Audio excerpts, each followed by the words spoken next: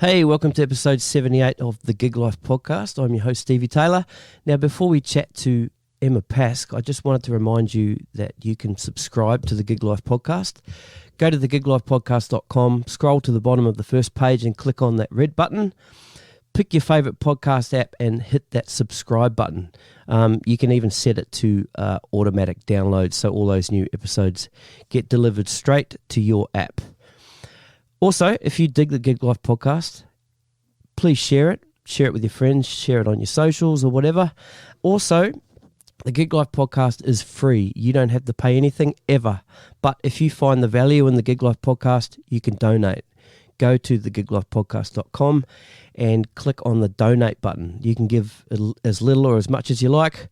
Just know that your donation will go back into creating the content for this podcast. Okay, episode 78. Emma Pask, here we go.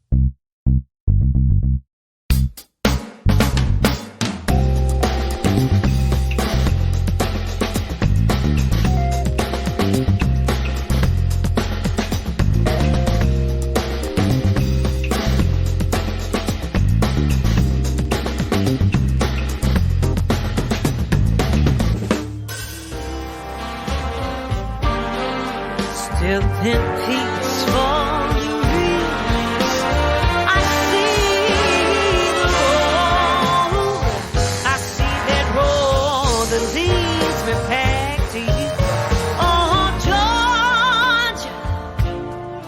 Georgia. My guest today is Emma Pask. Award-winning vocalist Emma Pask has firmly established herself as one of Australia's favourite voices in jazz. Her effortless, honest stage presence, combined with her powerful vocal ability, leaves audiences spellbound and inspired whenever she takes the stage. While Emma's voice and style are unique and individually her own, her performances are reminiscent of the classic era of jazz, when swing was top of the charts. Her talent was first spotted by internationally renowned jazz great James Morrison when she was just 16 years old. She joined his band as the lead vocalist at 16 and went on to spend a solid 20 years touring the world with Morrison. In 2013, Emma was asked to try out for the season 2 of The Voice. Then promised by Ricky Martin to sing on his album. That didn't happen. She secured a record deal with Universal. That didn't quite go to plan either. But after an amicable split with the record company, Emma was again an independent artist. Also add to all of that, there's solo records, tours all around the world, and always high praise for her band and musicians she works with. And did you know that Emma was the voice of Dorothy the Dinosaur? We talked about all that stuff. I also asked her about her vocal technique, her vocal scatting, which is a part of Emma's sound. We were supposed to meet up in person for this podcast, but COVID-19 hit, so we connected via the video. So please excuse the sound quality in some places. As the great jazz virtuoso James Morrison says of Emma, whilst it's fashionable to be a jazz singer these days, she's the real deal. So ladies and gentlemen, please put your hands together for Emma Pask. Cheers. Just an old sweet song keeps Georgia on my mind. Georgia on my mind.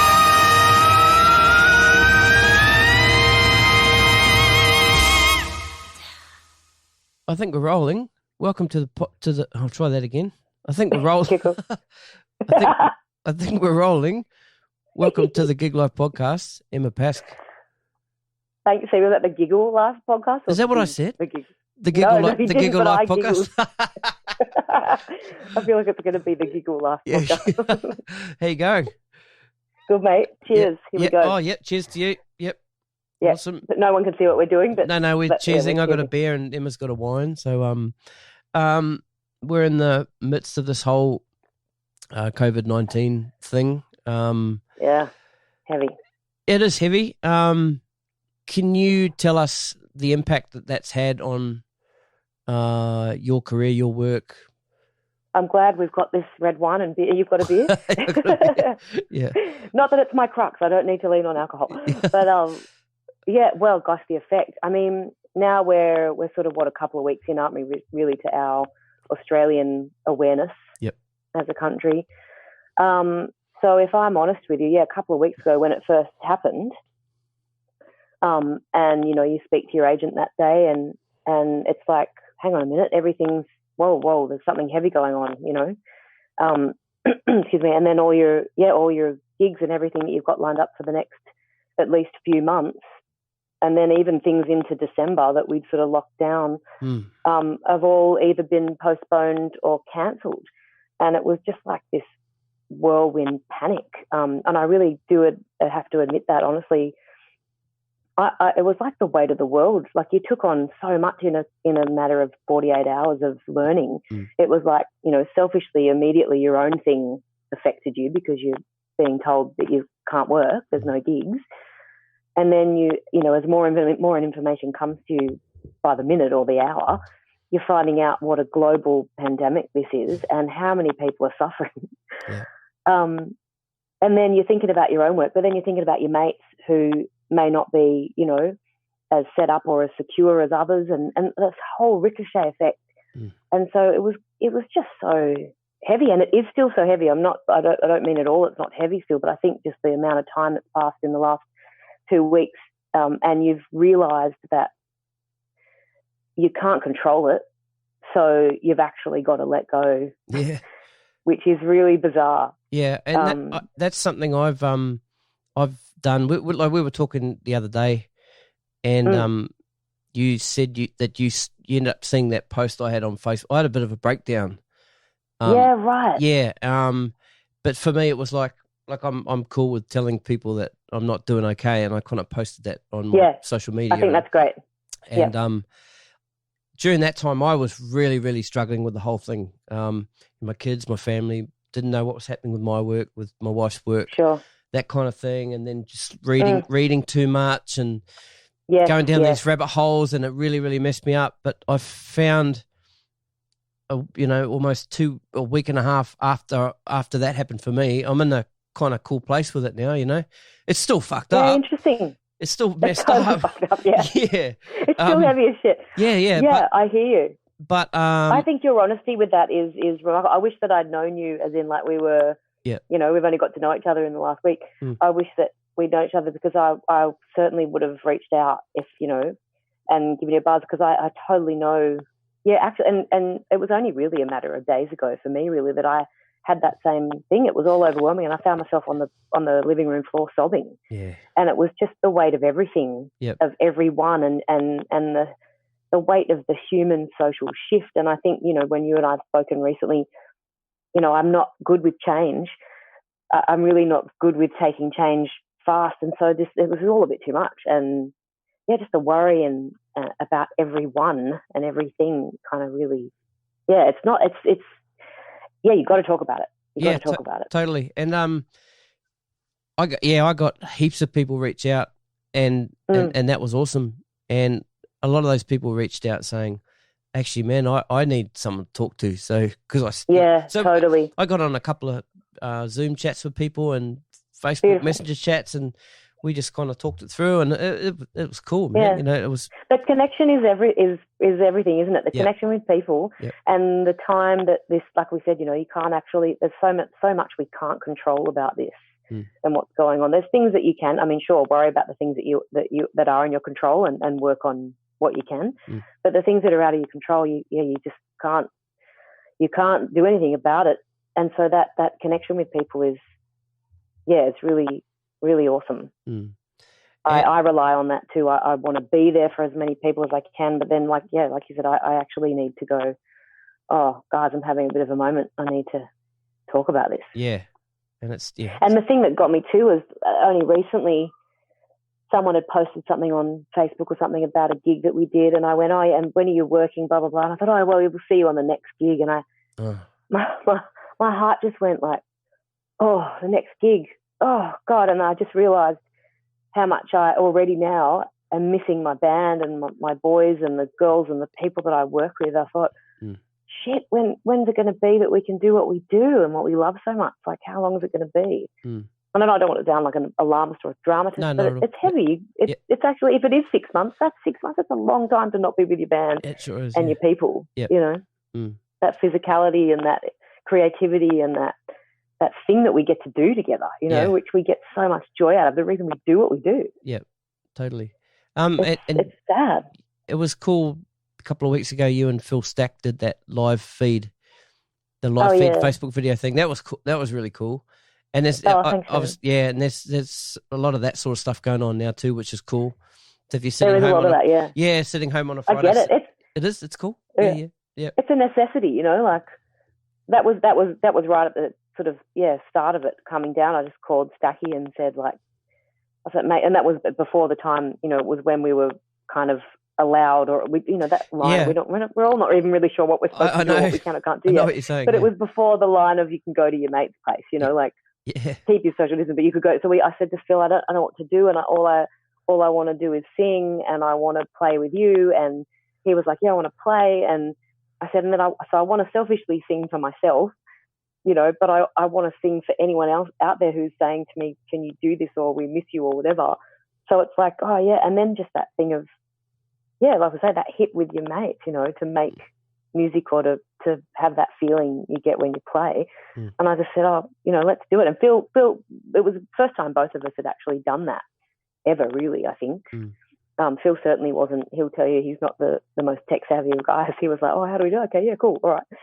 So we had a lot of fun, and it was so good. The best part about it was, oh, are you there? Yeah, can you hear me? We glitched out. Yep. Yeah, the best part about it was the connecting. You know, we were having a ball doing our thing, and then people were writing messages going like, yeah, I love that. Can you play this song, or can you do that? And it was cool. It was that interaction that I know that we're going to, you know, a month or two down the track, we're going to be missing a lot, you know. I love an audience. I love people. I love connecting, you know. That's awesome. Anyway, but it was cool. It was good fun. What's probably been especially difficult for yourself and a lot of people was earlier this year we lost a dear friend, Natasha Stewart. And I mean, you guys. Can we just say how shit 2020 is? Yeah, exactly. Did we just say that? I saw something. I saw something today on Facebook.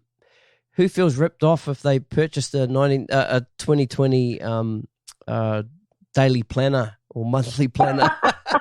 You chucked that away. You threw that out the window. Ripped off. Yeah. Totally. Yeah. Yeah. Oh man. And look, you got to laugh. Otherwise, you will be like us and you'll cry. Yeah. It's been a heavy year. A heavy year, and it's only April. It's only April. Or March. What is March? April. Yeah. It's April. Yeah. Yeah. All right, Emma. Let's roll back to where it all began for you and for music and just your life really. You're from Como. Yay. Yep. Yes. Yep. Georges River. Yep. Cool. Musical family. Appreciative of music and great music. Not working musicians or anything like that. And when I say family, you know, growing up for me was in Como, like you said, on the edges of the Shire. You could almost call me a Shire girl. Yeah. Yep. It was just my mum, my dad, my brother, who's 4 years older than me, and my grandmother. And my family were all British, so from the UK. So we didn't have many family out here as such. Were you born in Australia? I was born in Australia. Yep. My brother and I were both born here. Okay. Yep. Mum and dad came out in the 60s, and so growing up was family-wise was pretty small for us. You know, you'd go to your mates in primary school and high school, and you'd go to all their sort of family gatherings when you'd have family and friend things. But mine was just like, you know, the five of us. But then through that, we sort of adopted family, and we made people our best friends, our family. And, you know, we've got uncles that I call uncle and aunties that they're not that, but you know what I mean? You just make your own family when you can. They're not, mum and dad, great appreciators of music. They came out from the UK, so they brought with them, I guess for me around the house growing up, their love of British pop rock. You know, mum and dad loved the Beatles and the Rolling Stones, and dad was a bit of a, you know, they're both really good rock and roll swing dancers. They loved Bill Haley and the Comets and all that sort of stuff. So, awesome. And then fortunately for me too, they really loved Louis Armstrong, and mum's favourite singer is Frank Sinatra. And so they weren't like heavy musos at all. They were just lovers of the music that they dug. And I really dug it too, which was cool. So they were kind of rock and roll and a little bit of jazz in there as well. Was there some particular jazz singers that you were kind of starting to catch on to, thinking that I really, really dig this stuff? Yeah, in the early days, like when I was young, sort of primary school days young, it would have been, excuse me, it would have been that I remember a record of Dad's. He had this Louis Armstrong best of record, so I do remember that very vividly. But I mean, at that age, as a very young age, I was, what was I, kid of the 80s and the 90s or the 80s. I was kind of rocking out to Rick Astley, and I really liked a bit of Rick Astley and Kylie Minogue and all those guys. And actually, probably in those early days too, in the 80s and 90s, I was heavily into Tina Arena and John Farnham and those Australian voices. Really, I loved. Ella Fitzgerald probably was introduced to me early days, like in sort of late primary school days, with Mum loving Ella and Frank and Louie and Bing Crosby, and we'd hear all those sorts of classics, bit of Dinah Washington. But it wasn't probably till high school, when I started high school in 1990, and my high school music teacher, Anthony Gullick, it was his first year. He would have been studying to be a teacher, and then he got his first posting to school in 1990 at my high school, Kirrawee High School, when I started year 7. So it was like his first gig, me starting high school, and we clicked straight up. I was in his year 7 music class, and he was the one who really, I think he saw a glimmer in me, he could see my expression of interest in things that he was playing, or I might say, oh yeah, Mum's got that record, or Dad's got that thing, and he'd be like, oh, how do you know so-and-so? And I'd be like, oh, Mum used to play that around the house. And then he'd go, oh, if you like that, we'll check this out. And so he was really instrumental in exposing me to a lot of, great music. Was it always singing? Did you ever try and start playing an instrument like piano, or was it just always vocal? I did try. I did try. I mean, I did that thing I think a lot of Aussie kids do. In primary school, you start playing the recorder. That was the instrument. Maybe it's now, I think I'm hearing it's ukuleles or something they're moving to now for kids in primary school. But it was always the recorder for us. I played the recorder and I bloody loved it, in primary school. Speech nights, recorder. I went on to the the bass recorder. Parents don't like it. Don't like recorders. Hang on, I'm just going to... Funny that. See, my kids... Your kids play it? Yeah. My mum bought my kids some recorders, and one day the recorders disappeared because... hang on a sec. No. Hang on. I've actually got them hidden in my... Shut up! hidden in my studio. My kids don't know this, and if they find them, we're in trouble, Oh no, you rat bag. That's how much you hate them. I love it. Oh, but it was cool. It was cool to start with, but yeah, right. But you got to move on, mate. You got to move to the saxophone. You do, yeah, totally. My recorder is still in its original green little flat pack at my parents' place. I would have seen it within the last few years. I've seen it there. And the top lip sort of folds over where the mouth thing. Yeah, love it. Yeah, so record you rat bag. I love it. So it was recorded for me, and then when I started in 1990 in high school, and I with that awesome music teacher, which I am so appreciative. Like I actually really do. I say it to a lot of people, when I talk about music and life and all those things, that I really don't know if I would. I like to think I would be, but I don't know if I would be doing what I do today if it wasn't for him. He had such a huge impact, not only on me too, other schools, other kids that went to the school. In my era and coming after me too, have a lot to owe to Anthony for being such a great teacher. I know you're a drummer, you must love Evan Manel on the Sydney scene. I don't know if I haven't heard that name. Oh, okay. I've got to introduce you to Evan. Okay, you cool. love Evan. Yep. And you'll love doing podcasts with Evan too. Okay, awesome. So Evan Manel he's an awesome drummer, and his wife Zoe Houtman is a bass player. Oh, right. He's Zoe's husband. Right, okay. Yeah, right, Zoe's cool. Yeah. Right. And Evan and I went to school together, and we were in the stage band together. Right, okay. And he's a killer player, and now we laugh. Like, we did a gig at Foundry in Sydney, a few months ago, and I laugh. I've played with Evan for many, long time over the years, but even now, I think the older I get, the more sentimental I get. On stage, I'll look over and I'll think, man, that's Ev from our high school stage band days, and we'd go on school trips to Africa and play in a stage band and do all these things together, and now we're making music together and doing this for a living, and we owe it to Anthony, and Dane Labori, who I think you've done a podcast with. Yep. Dane went to Kirrawee High too, and Anthony was his teacher. Right. Were you guys there at the same time, you and Dane? No, he's way younger than me. Yeah, he's a young fella. Yeah. He's a young fella. Yeah. No, I think what happened when I first started. Oh, I'll tell you the story too. When I first started working with James Morrison was through the school. Cool. And then after that, we kept going back to the school, and Dane was a student, so we'd actually play with Dane in the school band, and that's how I got to meet Dane. That's cool. That's really cool. Yeah, but I can't remember what your question started off with. Oh, music. That's right. With the teacher and instruments. Yeah, I was kind of like Anthony would tell you too. I was kind of like that keen, eager kid in class who'd always sort of chuck my hand up to have a crack at anything. You know, like, oh, guys are going to learn the guitar this week. I'd be like, oh, me. You know, I'm going to play the piano. Who wants to? Oh, me. Oh, God, we're going to try the saxophone. Oh, I will. And so I was always keen and eager. And I've had piano lessons. I really did love playing the piano. I was pretty bad at it. I think I was pretty bad at most things. And then even in high school, I moved on, like we said, from the recorder. I went to the tenor saxophone. That was one of my first instruments, and had the great, awesome Roger Mannon from NZ. He was my tenor sax teacher. If you don't know Roger, you'd love Roger too. Mm-hmm. And so, yeah, I mean, so it wasn't always singing. It was singing it from the early on. So Anthony would say, you know, with those, do you want to play guitar? Do you want to play this or that? Do you want to sing? I've got these charts. I think I'm going to make a big band, you know, put a stage band together. And do you want to sing? I'd be like, oh, absolutely. I'll have a crack at that for sure. And when I was younger too, I'd done, you know, the obligatory kind of dance classes. And you mentioned about Tash before, and Tash and I, you know, for those who are, we were good mates.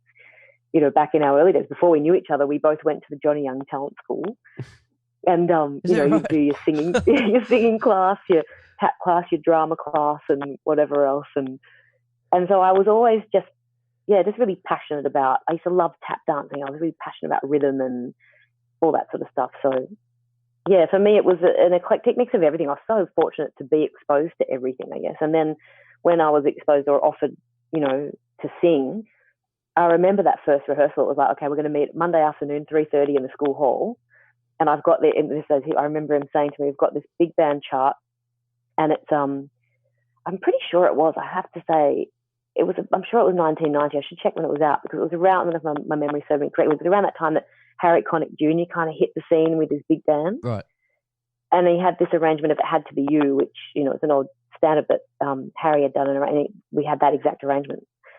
And that, along with another thing of Wonderful World, and also Mac the Knife, I think, was in there too. And I remember that first rehearsal, I was like, this is whacked. I love this. Like, how's this sound, you know, with all the 5 saxes and the 4 bones and 3 trumpets and the rhythm section. And, you know, for me, that was my world for the next 5 years. I stayed singing in that band, and I bloody loved it. I couldn't wait for Monday afternoon. That's cool, man. So you mentioned James Morrison coming to the school. Yeah. Now, you've had a very long association with James Morrison. 25 plus years? Yeah, 25. I reckon it's 25. We celebrated this is my maths. We were talking about that. 25, I think it was 25. Last year, we celebrated our 25th year of that night we first met. Yep. That's really cool. Now, can you tell the story of how you guys met? Yeah, absolutely. Oops, I'm chinking my glasses. It's all good. I've only had a sip, I promise. It was all about, you know, when I hark back to that thing about my music teacher, Anthony Gullick, who was so instrumental and so encouraging with everything. That ties in with this story of how it all happened for me. I was in about, I think, year 11, so I was 15 or just turned 16 maybe. And all through those years of working with the school band, Anthony would always come up with great ideas and great opportunities for us kids to go and do things. We'd go and play at the Manly Jazz Festival as the school band, or we'd go on tour through country New South Wales, or we'd do all these, you know, things. And then it came to this one time where he organised a fundraiser night of a big concert in the Shire at the school hall. And he was going to invite the James Morrison and the James Morrison band to come and play with us kids, like as a workshop in the afternoon and then a concert in the evening for the general public. And we were just buzzing. I couldn't believe it, you know, my God. And at that stage, I did know all of us had sort of, you know, listened to James's music, and we knew who he was, and we were thoroughly impressed with this incredible multi-instrumentalist, you know. he's coming to our school. Oh my God. And so I remember vividly the day he walked in. We were all up in the school hall on the stage, and the doors kind of burst open on the side of the hall, and James is walking in with all his horns tucked under every arm, and he's got like a trumpet under here, a trombone under there, and a saxophone around his over his back. And he walked in, and we were like, oh my gosh. And I remember him walking past on the floor while I was up on the stage, and I looked down, and he looked up, and with that big smile, he's like, hi. And I'm like, oh my God, hi. So excited, oh my God, so excited. And for that we were about to sit in for like a 2-hour rehearsal with him, the school band. And my role in the school band wasn't saxophone. I didn't have a sax chair. I was the vocalist. So I sort of patiently waited on the sideline in my seat until the band had done all their workshopping. And then towards the end, Anthony said to James, we've got this young girl who sings with the band. Do you want to have a listen? And knowing James now, I'm sure he's very generous with his time. I'm sure he was into it, but he's probably also looking at his watch going like, Jesus, mate, it's time for dinner. Come on, we've got a dinner break. Haven't we finished? And but he was very gracious, and so I remember him looking over at me with Anthony, and they kind of said, yeah, okay, what do you want to sing? What chart? And I was like, how about we do Max the Knife? We'll do Ed Wilson's. Ed Wilson is great, who we'd all learnt of Ed Wilson in school, great trombonist and a great arranger, Australian guy. And we'll do Ed's Mac Knife. So we started off and we did it, and James was sort of staring at me all the way through it. And I was a big scruff in high school. I never had my school uniform neat. I wore a suit and tie, and I had my shirt never tucked in. I was always getting in trouble for not having my shirt tucked in. So I'm thinking, oh shit, as I'm singing, I'm thinking, shit, he's looking at me, I haven't got my shirt tucked in. Like, he's thinking I'm a scruff bag. And at that stage, I'm going through a bit of a goth stage. I've got purple, like long, ready purple hair, and I'm a bit of a mess. And I'm panicking, and we get through Mac the Knife, and then he just walks straight up to me and he says, who do you listen to? That was his first thing he said to me, who do you listen to? And I was like a stunned mullet. I went, Sarah, Ella, Billy, Carmen. I love a bit of Shelley Horn, Louis Armstrong, Frank. And I just sort of listed all these singers that I immersed myself with listening and tried to emulate, every one of them. And he went, okay, all right. And then he walked off. He just turned on his heel and walked up, and I was left standing there. I went, okay, all right, okay, all right. And we went and had that long dinner break that he was probably waiting for. So all of us kids went home, and we got changed and ready, spruced up for the night concert. And James and Anthony went on a dinner break. And unbeknownst to me completely, at this stage, James had said to Anthony while they're having dinner, he's like, so that young girl that sang, if I get her up tonight in my set later on, will she be all right with that?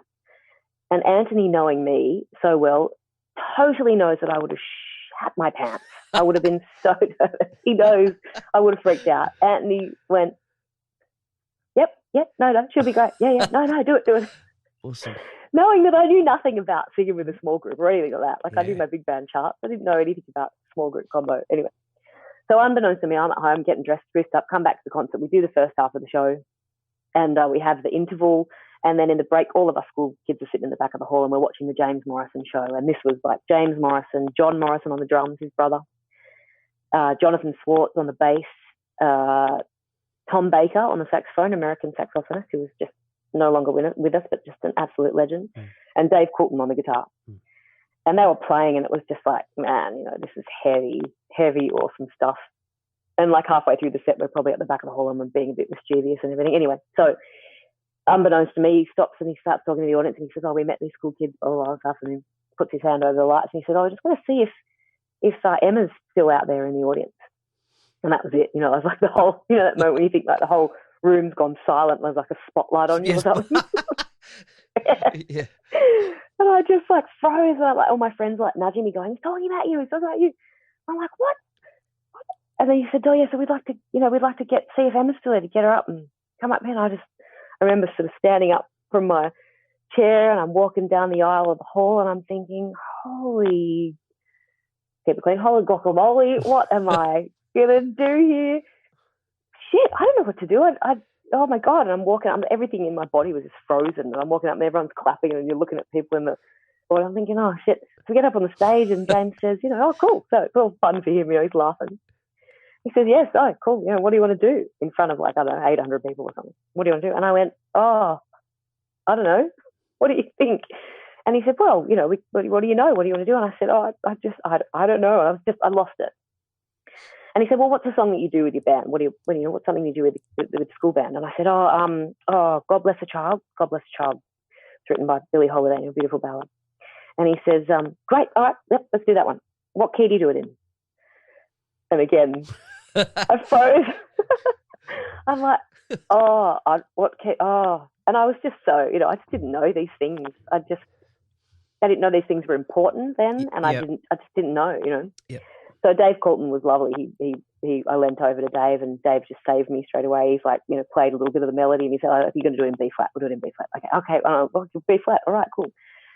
And they played a little intro, and they're all looking at me, I'm sure, like waiting for me to come in. They're probably playing like a simple turnaround that I didn't know at the time was a turnaround. And so I came in, and we got through the piece somehow. And then the audience clapped, and it was all lovely. I was sweating bullets, and then and then he finished. I thought that was it. It was over. And he said, oh, okay, cool. Right. How about a swinger? Let's do a swinger. And I'm thinking, oh my God, there's another. He wants to do another one. And he says, do you know this one? And I said, no, I don't really know that one. He said, oh, do you know this song? And I'm like, oh, no, I don't know that. And I'm thinking, oh God, I can't keep saying no to anything, So he says to me, sat down at the piano, and he played a bit of Gershwin's. They Can't Take That Away From Me. And he said, you know that? And I had that fear of panic, thinking, I can't say no again. I've got it. I've kind of inside. I'm thinking, I know a bit of it. I know Mum and Dad have played that great Ella and Louie album around the house. I know the melody. I know some of the lyrics. And so, and at this stage too, my beautiful parents were there in the hall, and my mum, as many of my mates know my mum. You don't know my mum yet, Stevie, but she's sweet and lovely. And she, when I said before, they're not musical, but my mum knows every bloody lyric to most jazz standards. She knows them all.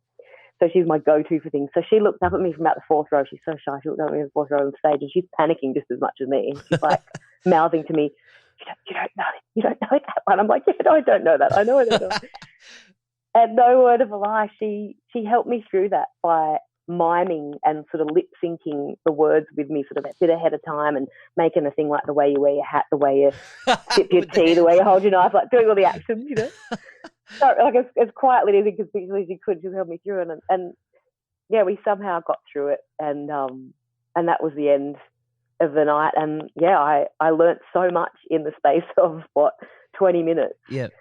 That I thought, and I was taking notes. I was like, shit, I've got to know about this stuff, like keys and whatever, and tempos and setting. I just didn't know anything about anything, much. I was just having a ball. So I went, home that night on a bit of a high. We had a chat with James after, a bit of a party, a school band party with James, and he asked me lots more questions through the party, and then we went home, and it wasn't until the next week, and I was walking around at school the next day with a bit of a spring in my step, thinking, wow, did you see that shit that happened last night? That was amazing, And then it was like the next week, I was coming home from school, and I was home early, chucked my school bag on the kitchen floor, and the phone rang, and it was Roy Ferrin, who at the time was James's sort of manager or booking agent. He's an American, but an Aussie as well, trombonist in the scene. And, this voice, booming American voice, oh, hi, Emma, this is Roy Ferrin from James Morrison's office. And I was like, yeah, okay, cool. And he said, James met you last week, and he's got a gig coming up your way next week, and he wants you to be the vocalist on a gig. He wants you to come. And I was like, what? Trying to keep my cool. And he says, so it's at this place, it's at this hall, and this is the theater, and it's whatever, be there at 4:30, have a couple of songs up your sleeve, maybe think about that, and we're going to pay you, we're going to pay you $150 or whatever it was at the time. And I was like, that is all the money in the world. Yeah, oh my God. Yeah. You got to pay me for this? I don't know what I'm doing. Like, this is crazy. and that was it. So I rocked up for the gig next week, and I was so nervous and so scared. And James and John, and at that stage, I think that gig was Natalie Morrison, his wife, on the bass, and it was just so casual, and no one really cared much, and was backstage, and I was sort of really nervous and worried about what I'm going to do, and everyone kind of kept it. James and John were sitting there looking through flying magazines or boating and car mags, and not a care in the world. And I was like, oh, so what should we talk about? What we're gonna what we're going to sing? Or, no, we'll get to that. It was just so casual. And that was it. Then from that night, it sort of lasted 25 years. Wow. It was nuts. That's awesome. Crazy. So I kind of learnt what I do on the road, pretty much. Yeah. So after that first gig, how long, like after that, was he saying, well, actually, I want you in the band now, and I've got this lined up and this and... Yeah, I think from memory, it kind of just flowed. Like, I reckon there must have been, you'd have to ask him, he might recall it better than me because I was just a school kid, like hyped up and freaking out and nervous and had so much else going on. He was, I think for him maybe, and we've chatted obviously over the years, I think what he heard and what he says he heard back then was potential. Okay. I think he said he liked my groove and he liked the way I place things and stuff like that and my time feel. And I think it was probably a bit of a probation period, maybe. Okay. I don't know. He was thinking that. He might have put me on a few. But I mean, having said that, within months, I really do recall, it was certainly within the first year, the first half of, maybe first 6 months, we were at the Opera House recording an album live at the Opera House. Wow. I'm pretty sure Don Burrows was on that too. And we were on tour with the big band. I remember it must have been that was in 94. I reckon it was in 1994 we went on big band tour. And in that big band, it was like Ed Wilson was in the big band. I was freaking out. Like, this is the guy with, the trombone player. That was that arranger of Mac the Knife. He's in the band. What? So I reckon it was pretty soon. Like and then it all just flowed for me. It just felt like it just kept getting more and more, bigger and bigger. And then at high school, the next year, I was on tour with the band as well, all through my HSC. And so I think there was probably a probational period, but for me, it felt like a lot. I was always asking the principal for time off and. He was such a huge fan of James Morrison. It was great. Cool. You need time off for that? Yeah, sure. Yeah, James, tell him I said hi. Can you get him to sign this? That's right. Can he sign this CD? Yeah, that's right. As long as you do your maths homework, you're all right. That's it. Yeah, so... How did you go managing that with the HSC? You just said that you would... Was that difficult? Having to manage that? Or were you thinking... I don't think so. Were you thinking at that time you wanted to be a professional singer and... stuff this the school thing? I don't know what I was thinking. Yeah, I mean, at that stage too, when that happened, when it happened in year 11, I didn't actually know that you could be a professional singer, right? Like I said, I grew up with all that music and all those people I was listening to and I was influenced by, and you'd see your tenor arenas, and I remember going, like, one of the big things for me was going to see Jesus Christ Superstar with John Farnham and Kate Sobrano, and that was like huge to me. So I'd go and see all these concerts and I see people doing this, but it didn't really click to me that I could be that, or it would be an option. And I think maybe my parents never really thought that. My mum always thought that I would go to business school and, do a degree on something or other. Or my dad thought I might be in travel because he was in travel. Like they never really thought that music was going to be until I met James. Obviously, that was like a whole new world. But it wasn't difficult for me, and I loved high school too. I've got to admit, I think it was because of that musical. And drama. I loved theatre. I loved acting in school as well. So I think for me, school I loved. The HSC, it was hard, sure, it was difficult, but I was doing drama, music, Japanese, which I loved, maths and English, stuff like that. So, and I was in such a great pocket. I loved all the guys that I was at school with. The music room was my haven at lunchtime and recess and all that stuff. So I didn't have a hard time through it. And I remember, I mean, I probably didn't do particularly well in my HSC, but I didn't really care, I didn't mind. Performance was okay in music. Drama was good. I got into certain, what do you call, offstage performance things from your HSC performances, which I loved. And sort of then I was starting to think, oh yeah, this creative thing, this is pretty cool. And then of course working with James and you're getting paid and you're being a singer, it was like that slow transition into this is my job. I had other jobs at the time. I was working in a clothes store as a teenager and I'd working as a waitress somewhere else. But all those jobs sort of fell by the wayside. And not through any malice, but people would say, oh, look, you're asking for too much time off. You've got to go away with James Morrison for that weekend and that weekend. We can't keep you on, So I kept losing my jobs that way. And then it was sort of like something clicked going, okay, this is it. This is full time. I'm going to be doing this. Okay. So in the early days, I'd meet a lot of other young musicians who were going to the conservatorium. I never really got the chance to go because I could have, but it was like me saying no to an opportunity with James to go and study at the con to maybe get a job one day that would be the one that I'm being offered right now. You know, like Yeah, I this get incredible you. opportunity. Yeah, yep. Yeah, so I'd go to the conservatorium and I'd hang out with all the guys and I'd meet people like Phil Stack, you know, he's the same age as me, and we'd put bands together and we'd go and do gigs at Soup Plus and on the side of things with James. And yeah, I just sort of started slowly building, music as your main focus. And then eventually as the years go on, you get jingle and session work and stuff like that. And you somehow bizarrely end up being the voice of Dorothy the Dinosaur for a while, you know, like things like that happened to me. It was just bizarre. Really? Wow. Yeah. Is that right? I don't think many people know that. It's not something that's on my bio, but yeah. yeah. You've got kids. Have you got young kids? I do, yeah. Yeah, Your mate, Victor Wiggles? My kids got into Wiggles when, I think it's pretty much the current lineup now. Okay. Anthony. Oh, right. Yeah. Emma, Lockie, Simon. Yeah. Yep. But I think, I'm sorry.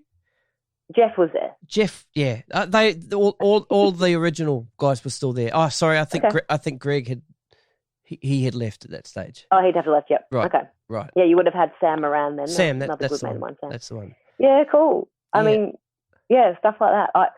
It was a weird thing.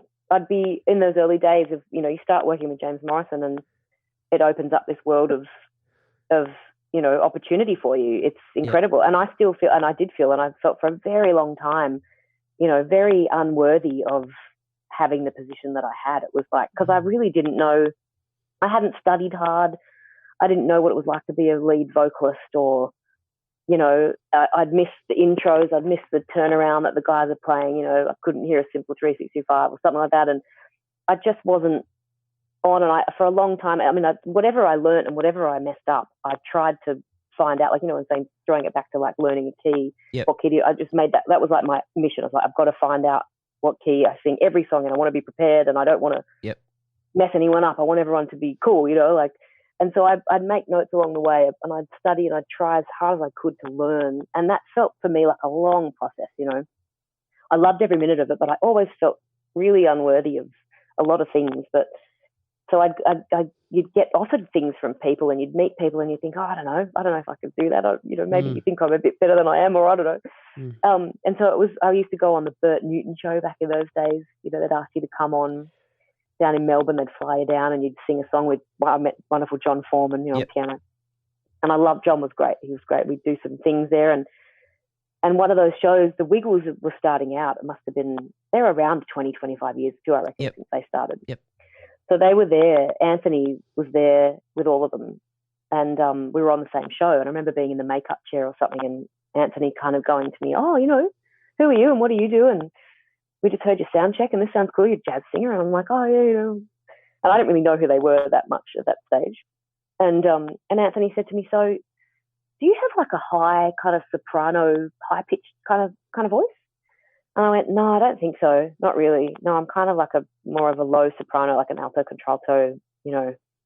And he went, oh, all right, well, it doesn't matter. Anyway, he said, do you want to come over and do a session in a couple of weeks for us? We've got this character that we, blah, blah, blah, we do. And I was like, oh, okay, no, I'll give it a crack. You know, I'll have a go at that. And we went to the studio, and then sure enough, there's script in front of me and then songs, and it's all that kind of like high placement of hello there. Hey, yeah. Dorothy the Dinosaur.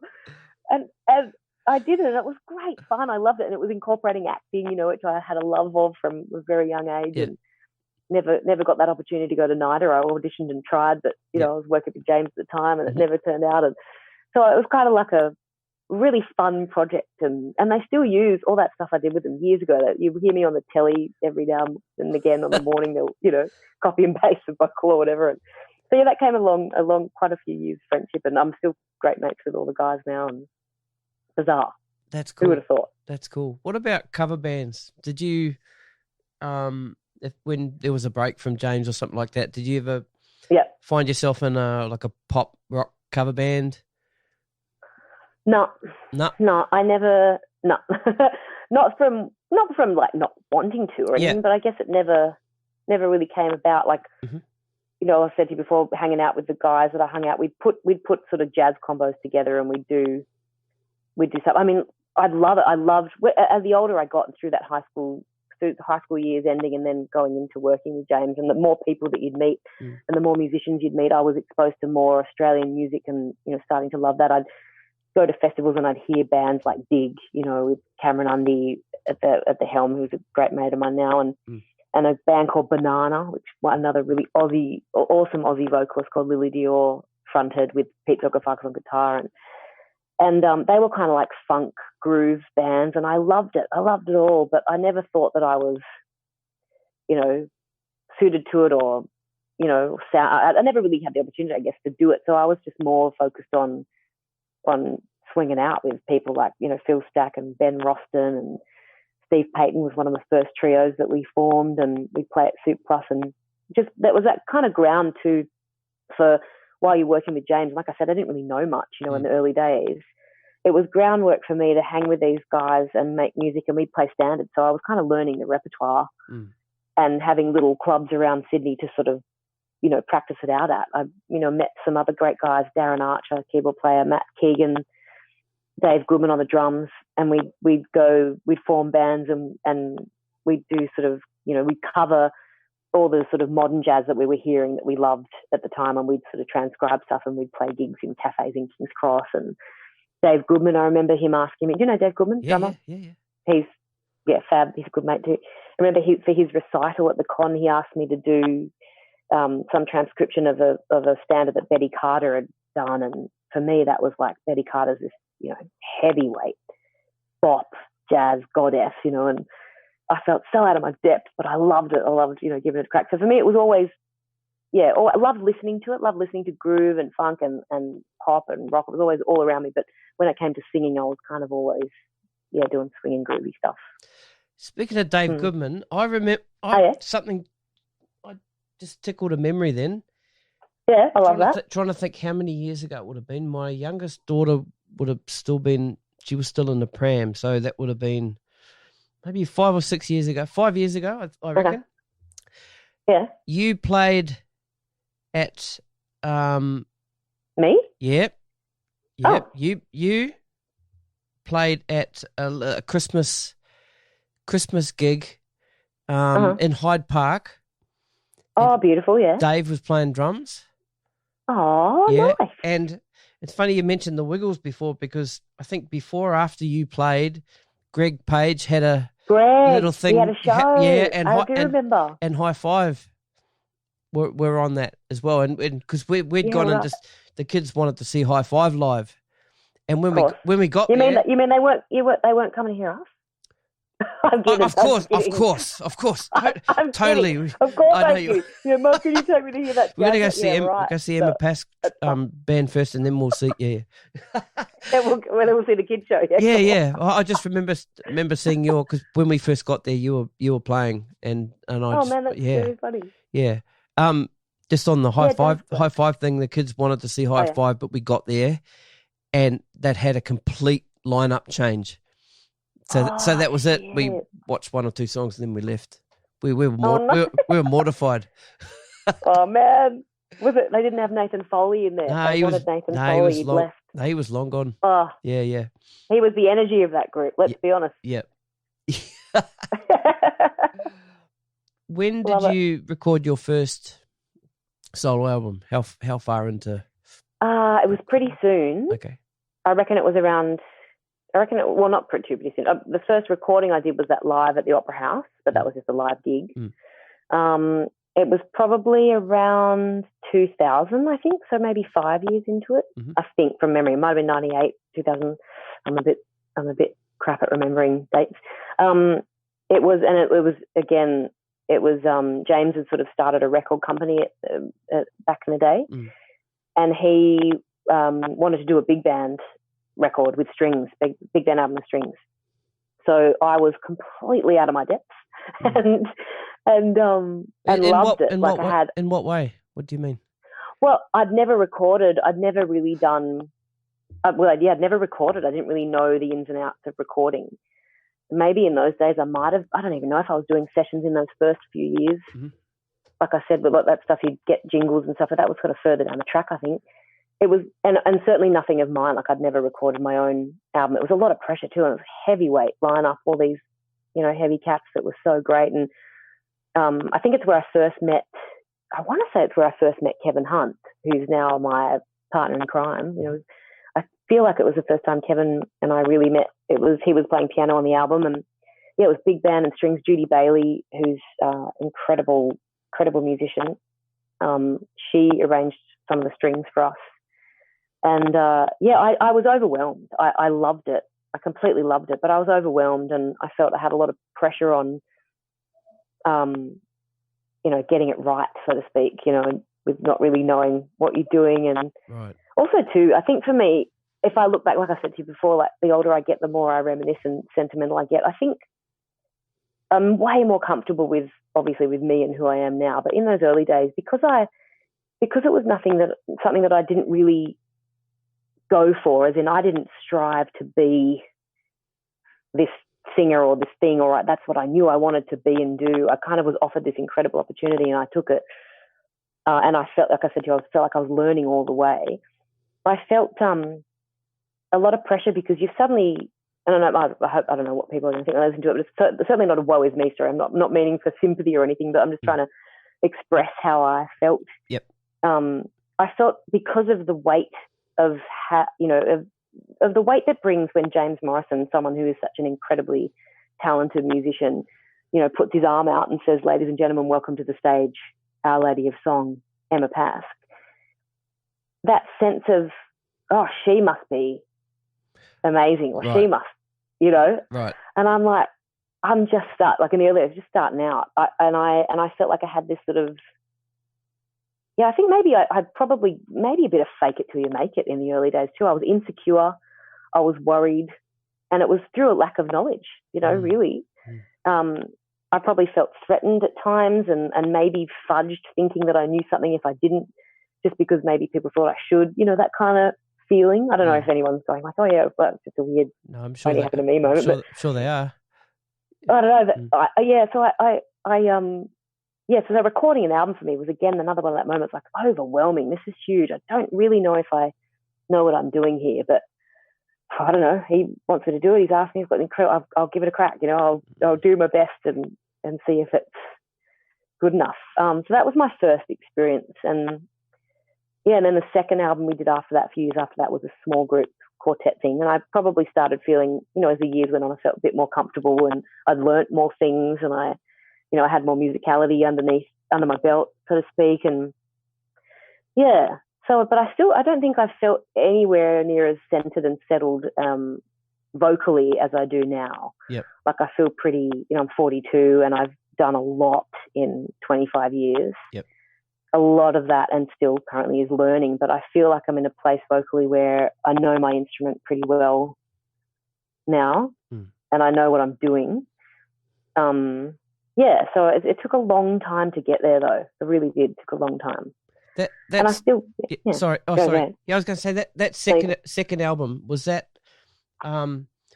just you out on your own with your band at that stage? Or no, that was still off the back still James. James, yep.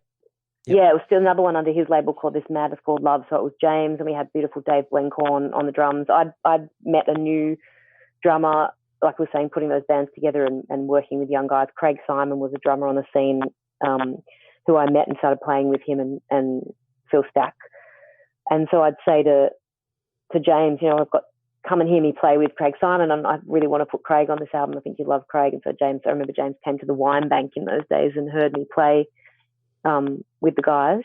And and so Craig joined James's band after that too, after James heard Craig on the drums. He joined the band, and the James Morrison band over the 25 years has had such a morphing of people. I met so many different people, and Phil joined the band as well on the bass for many years. And so, I met a lot of people that way, but it wasn't until I released an album of mine called Some Other Spring, which I feel was about 2010. That was my first baby that I self-funded and self-produced, and did record it at Morrison Studios. James had a great studio, which I hired. Yep. And he actually played piano on half of it, and I had Kevin Hunt on the other half. And I had two bands. It was like James's band that we do all our repertoire with, and then my band, which was Kevin and Tim Firth on the drums. Yep. Andrew Dickerson as well on that album. So yeah, it was kind of like the melding of two bands, and that was my first project, and I loved doing that. It was really exciting. That's cool. Now, yeah, much better place. Yeah, that's cool. You did an interview in 2014 talking a little bit about The Voice, because you were asked to join The Voice season 2. Well, yeah, after audition, yeah. Audition. Sorry, so you were sort of headhunted. Hey, we want you to come and audition for The Voice. Yeah. It just made me think, why you wanted to do that, and I ended up finding a quote that you said in an interview. I can't exactly remember where it was, but I might I'll find that and put that in the show notes. So you said here, for me, entering The Voice was a way for me to create longevity and expose myself in a way. And then you said you're definitely comfortable with the experience and it put you back on your toes again. Right. So what do you mean by that? Put you back on your toes again? Did you feel like you were getting a little bit too comfortable? Things were a little bit... probably. Maybe not comfortable. Yep. Like not comfortable, but maybe just, by that stage, 2013, by that stage I'd been with James for about, 19 or 20 years or something, or maybe, can't remember. Was it about, there's my maths again. It had been a long time, a long career with him. And when the first season came out too, I must admit, that first season came out and I was on the road, with the band that time, and I was thinking, gosh, how mortifying. I'd be petrified of doing something like that. Right. How scary. I remember seeing it thinking, my God, you're putting yourself on the line and singing and to 4 people with their backs turned to you and hoping that someone might like you and press a button. Oh my God, mortifying. I'd die. I'd never do that. I couldn't do it.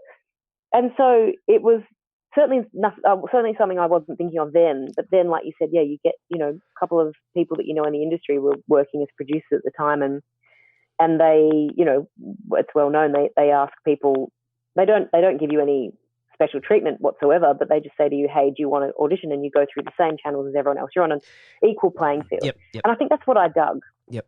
I think that's what I thought, oh, okay. I knew nothing about it, how it worked. I didn't know it was, this sort of, no one really knew about this reality TV show, what it was going to be like. No one knew the inside of it. So you're on an even playing field with everyone else. And that was really appealing to me. And so I thought, well, yeah. And then I thought to myself too, I wonder, I had that initial panic of hopefully they'll want me to represent my genre. Because, you asked me before I was in cover bands. No, I've never really done that stuff. Love it. I'm a lover of all sorts of music and certainly know my pop music, but I've never sung it, I've professionally.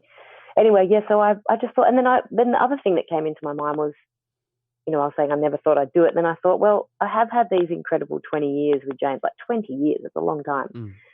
If I had my way, I mentioned to you before about change, I'm not great with change, I could quite happily and complacently be in this band and do my thing with him until I'm 80.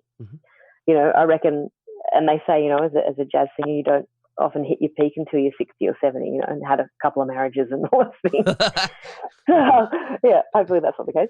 But I could easily do this. Or also too, I'm traveling around the world with James. I've had such an incredible experience with him. So many doors have been open, and we've been to so many different places, and we've played some incredible gigs and met some, wonderful people. And I just, how do I get longevity out of this? How do I see another 20 years of doing what I do, whether it be with James, and that's his choice, you know what I mean? Like I don't have control over that.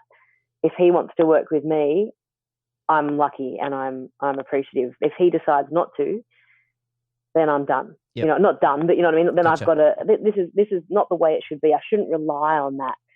I need to actually be a big girl, pull up my big girl knickers here and go, actually, you've got to look after yourself. You've got to think ahead and think about this stuff, Yep. So I thought, well, I'd love to reach a bigger audience as well, like singing on a show like that. It could be really cool. And also I could introduce jazz, the music that I do and the way I sing and what I love to do. And maybe more people might dig it, and it doesn't have to always be modern day pop. This is a pop music that I do from back in the, 20s, 30s, 40s or whatever. Yep. And there's certainly a market out there. There's certainly an audience. People love it, they do come to gigs. So yeah, it'd be good to do. I'd like to get into people's living rooms and show them what I've got to offer, and if they like it, then that's cool. That might give me some more longevity about, you know, I'll be able to do what I do and love so much for longer. So, yeah. I mean, also, the other half of my mind was going, you know, shit, no, I might turn around and this could be, you know, the end of my career. It was a big risk, you know, like, so I thought, oh, well, why not? I'll give it a crack. I'll do it, you know. Yeah. You ended up on Ricky's team? I did. First of all, Joel Madden. Joel Yep. Madden picked me, and then, Ricky Martin stole me. Isn't that hilarious? Stole me to his team. So you started off in Joel Madden's team? I did, Joel Madden turned his chair, pressed his button, probably unwillingly. He did. Oh, I wouldn't say that. That's pretty harsh. No, that's very harsh. It's terrible of me to say that. He turned it. Yeah, he did. He was very lovely. Yeah, awesome. And then... but it was in the final seconds. It was like what we said. Right. Like, it was like literally the final seconds of me getting to the end of Blue Skies, you know, standard. Right. And I remember standing there looking out to the sea of people, and I'm singing, you know, Blue Skies smiling at me. And I'm thinking in the pit of my stomach, oh, right, okay, right, this is it. It's all over. What have I done? Yes, done. Yeah, okay, this is cool. Yeah, no worries. It's done now. Yeah. And then within that last second, he pressed his button, and the relief, I was like, oh, validated. Isn't that horrendous? Horrendous. Such a horrendous feeling. But anyway, felt validated. So he picked me. Through the course of the show, the format had it where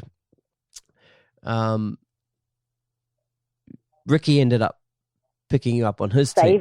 Saving you. Yeah, right. He saved me. Right. Yeah. Now, let's talk a little bit about the experience with Ricky. Cool. How that was. Yep, he was a lovely guy. He was sweet. I think, I don't know what it's like now, because this was, again, early days, second season. You know, nowadays, I couldn't tell you, but in the early days, you didn't get a lot of time to spend with the coaches. You know, it was a TV show. You didn't have a lot of one-on-one time, and especially I only got sort of halfway through, so I didn't have a lot of time with him. But the time I did spend with him, he was really sweet, and I didn't really grasp the fact of what a mega star, you know what I mean, if you're talking about like a Latin American pop star. You know, he's huge. So considering how in demand he is for all sorts of things in his life, he did have a lot of time to be genuine and offer you, you know, encouraging words and things like that. He was really sweet, and his team were great. My husband was my fiance back then. He's South American from Uruguay, and so all his team was South American. And so my husband Rod, was hanging out with all the guys, and you know, having that good hang, and they loved him, and he loved them, and so it was good fun, and working with Ricky, it was great. Yeah, and with that thing when you said earlier about my quote about maybe putting me on my toes, keeping me on my toes. Yep. It was a live TV gig. You know, it got to the stage where it went to live TV, and for me, I'd never sung. I'd certainly never sung Mas Que Nada, this George Ben tune that I sang, was made famous by Sergio Mendes. Ricky had asked me to do that in English and Portuguese, and for me that was such a huge challenge, which I loved. I look back at it now, I'm sure my pronunciation is, you know, not great, but I love the challenge, and that feeling of that in that pit of your stomach. That's what I was after. I was after that feeling of the music starting and the counting in, and the boys in the band were mates of mine. You know, we'd all worked together over the years. But regardless of all that and that comfort factor, you're still on live TV. You're about to strut down a sort of catwalk and sing something in a foreign language that you'd not had that much time to practice or rehearse or learn. So I it was like a, what do you call it? Like a double-edged sword. I loved it, but I hated it. It was like that feeling of excitement and nerves and pressure, and I loved all that. And so I finished singing that song, and Ricky did that crazy thing where he professed to the world that after I'd sung this Brazilian tune that he wanted me to record with him, and on his next album he was going to make a Brazilian record. And so, I kind of lost it on live TV again. He just made this offer. He said, I want you on my next album. And I was like, what? And the crowd went crazy. And I was like, oh my gosh, this is what I went in for. This is what I said yes. What an incredible opportunity. I put myself on the line and thought, you know, it could go either way. But now I'm sitting here and this is another challenge in my life. How cool. Like Ricky Martin, this Latin God, when I earned a lot of brownie points with the in-laws Yeah, in South America. yeah. They went mental. They Yeah. couldn't believe, like my Awesome. sister-in-law, both of my sisters-in-law in Uruguay, they could not comprehend that we were going to Ricky Martin's house for dinner. Like they just were sending pics and they were like, what is life? Because he's such a huge star over there, you know, Right. I mean, worldwide, but in South America especially, like, these guys grew up on him. They just loved him. So, you know, and then when they'd see the show, or Rod would call him and say, oh my God, Ricky's just asked Emma to record with him. She's going to be on his album. You know, I was beside myself. I thought, wow, this is why I said yes. This, you know, opportunities. Wow, how incredible. He's a famous pop star. I'm a jazz singer from Sydney. This is great. Talking about exposure and maybe getting longevity out of a career, I was thinking, wow, next level. Where could this go? Right. How much fun. Right. And yes, Stevie, it's been about, what did we say, 7 years, Still 2 weeks, still 3 waiting months for that call? since he asked. Yeah, he hasn't quite called man. yet. Right. I So, know. oh man. So I know. I was quite disappointed. I was very let down. yeah. So how did that go about? Did you get any contact from them at all saying, oh, right. I did.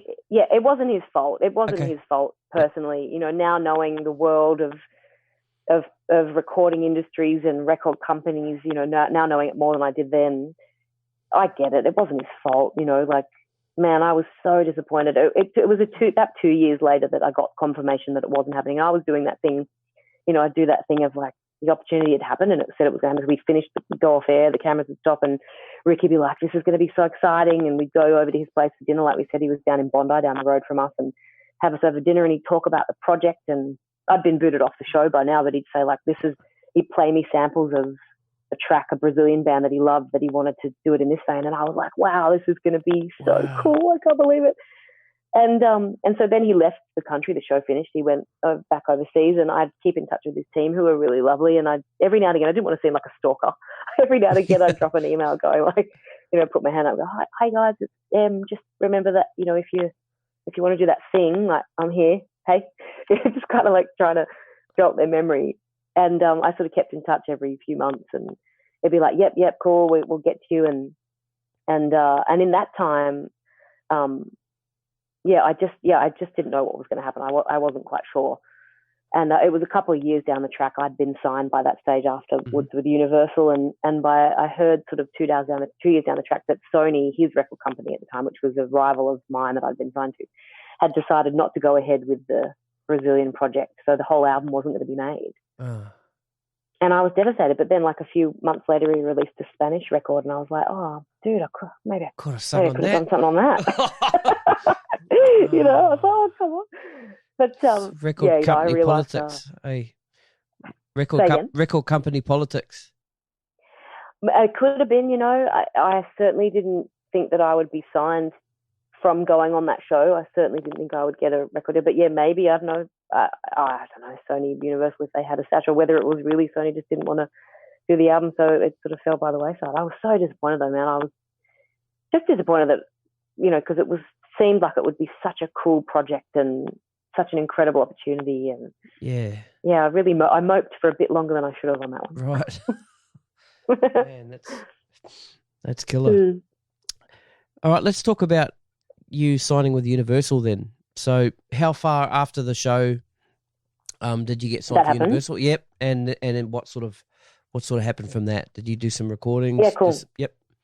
I did. So the show, that all happened with Ricky, and I was on a big high and thinking that was all going to be cool. And then when the show still had quite a long way to run, like half of it left till it got to the final. And then after it finished going to air, you still had to wait, I think, 3 months until all those contracts that you signed originally were sort of null and void. So they'd keep the option of whether you'd take a management contract or a recording contract. And I just sort of happily got along with life. I should say a positive too that came out of it. You know, I was down in the dumps about Ricky and the project, but one really great thing that he did do for me that night that I did get booted off, he, you know, the album we were just talking about previously, that album that I self-funded and self-produced myself at Some Other Spring with all those boys. The night I got booted off, I don't know if he had a copy of it or if he just said, Ricky said something like, go and support this artist, this independent artist. She's got this album, go and support this girl. And I thought, wow, that's pretty cool, man. It was great that he did that. And literally overnight, that record that I did in 2010, and I've been trying to sell it for 3 years, trying to recoup the money that you've worked so hard to invest in making it. Pretty much overnight, I was able to recoup. Like, the record sales went through the roof. That's awesome. Yeah, all of Australia who watched that show, they bloody bought it. It was so cool. I was overwhelmed again. I was so flattered, and I was so appreciative. Like, it sold. It paid itself off, which was awesome. So I got a huge kick out of that, and that was really, really down to him. That's very cool. Promoting me, and so that was cool. And so anyway, I did that album. Then it was, I had to wait till the show had finished, and then I thought to myself, Universal aren't going to sign me. Didn't even think twice about it. They're going to sign all the pop acts. But maybe now I'm actually thinking about it. It was probably the fact. This sounds like I'm being really down on myself. I should have more confidence in myself. Maybe the fact that Ricky had offered me that deal, that Universal did choose to option me, only with maybe less than a handful of other artists. They optioned me to put me on their books, and I was like, "You want to sign me? Oh my gosh, really? We're going to make like jazz records. This is cool. Like, this could be great." So, the signing happened. I had a great A&R guy, a really nice guy, Peter Carpin, who actually was the A&R guy on and worked on Tina Arena's album. Is it In Deep? One of those incredible. Probably many other albums too, but he worked on Chains and Sorrento Moon. That album, all those tunes were on, and that was a big deal. I was like, wow, this he's been around. He knows some great artists, and wow, this is again overwhelming. Yep. So I went in head first. I thought, cool, let's do it. And they wanted to get a record done pretty quick. It was September, October by this stage, and the option was like, hey, do you want to do a Christmas album? And I thought, oh well. Yeah, okay, all right. It wasn't really the first thing I had in my mind, but I thought, no, okay, if they're asking for that, then yeah, sure. And I was really lucky, I have to say again, with them signing me as a jazz artist. I was really lucky in Peter Carpin, especially having faith in me, knowing that I could go into a studio with my band and I could do this myself and deliver them the product. With him having input about repertoire and me bouncing things off with him, but him knowing pretty much that we could do this and he could come to the recording sessions and stuff, but I didn't have to be stepped through it. Isn't it funny? Like in 2010, I had no idea what I had no idea what I was doing, but now, which is it's a cool bit of growth. I was ready to make this how I wanted to make it and then deliver it to them. Yep. So I had my awesome band. I had, Phil Stack, Kevin Hunt, Tim Firth, who were my boys at the time. And, I had all these ideas about arrangements, and I got together with Kevin and we got it all together, and with Phil and Tim as well. And, we put it down and we released it, a Christmas album, and it was fun. That's cool. It was fun. I'm really proud of it. How well did it do? Did it do good? It did all right. It did all right, but a really interesting thing happened, me in the land of record companies. A really interesting happened before they released it. Was, I can't remember who it was who told me, the team that were working with me, they kind of almost sort of admitted, and this sounds like I'm like, oh, it didn't sell well because of this. For whatever reason, someone had said to me just before it was released, oh, the marketing budget we had for it, we've had to take half of it back and put it into another artist for something other we're doing. And I'm like, oh, okay. What? Oh, so we don't have the marketing budget. So what do you want? How do we put this out? So it was a little bit. It was an introduction into record company land. Your marketing budget's been halved, but then you still expect to sell. You're still expected to sell this album well. So I thought, well, God, how do we do that? How do we do that? So I just did as best as I could. I did whatever we could. We did a really fun launch down in Double Bay at a club. I did lots of press, as much press as I could. But all the sort of live shows and a string of things that we might have had plans for never really came to fruition because we had no budget to do it. And I think it sold okay, but it wasn't great. Right. It wasn't great. I had a lot of live gigs that year, which was awesome. So I got to play all the tunes, and we did a lot of gigs and stuff. But it wasn't great, but it was what it was, and I was pretty disappointed with that whole marketing budget thing. But I thought, okay, well, you just live, you learn, you get on to the next one. I'm optioned for 6 records here, so with no amount of time. I didn't realize that too. The contract was like 6 options, which means like 6 albums, and there was no time limit. Right. So I could have been with them for an eternity Forever. until I finished those 6 records. Yeah, you know? right. And yeah, so I was like, okay, we've done that one. Christmas season's over. I was, like I said, he was moping around about Ricky Martin and that thing not ever happening in the Latin album until it was Phil, my bass player, Stacky, said to me, "Oh, Pask, just shut up. Why don't you just do your own Latin album? You don't need Ricky if he's not going to do it. Just do your own one." And I thought, yeah, okay, cool. That could be an interesting project. Let's do that. And so I just got started working straight away. You know, Phil was like, "Oh, we could do a Beatles tune and we could do a rearrangement and do some sort of Latin feel to it." And I was like, "Oh yeah, we could do this." And then I got together with Jonathan Swartz and Ilan Kidron, who's the vocalist with the Potbellies, and we did some co-writes together for the Christmas album too. We co-wrote the title track for the Christmas album, and then that spurred us on to writing some more tunes for this Latin album. And so I was raring to go and went back into Peter Carpin and said, like, cool, so the next project, let's do this Latin thing. And I didn't want to leave it to the imagination too much, so I actually went into the next meeting, the A&R, with samples and sort of pre sort of demos of what we wanted to do, and played it to him, and he loved it and he thought it was going to be great. And again, I'm sure this, Peter Carpin was awesome. He was great to work with. It wasn't his hands. I'm sure it was the powers that be up the chain somehow. Right. It got to that point where I was feeling this thing like I was ready to record, and said, okay, let's go in, we'll do this. And I get an email back saying, oh, great, we've just got to check on the budget, and time. We'll just wait, just hold on. And I was like, okay, cool, no, let me know when you're ready.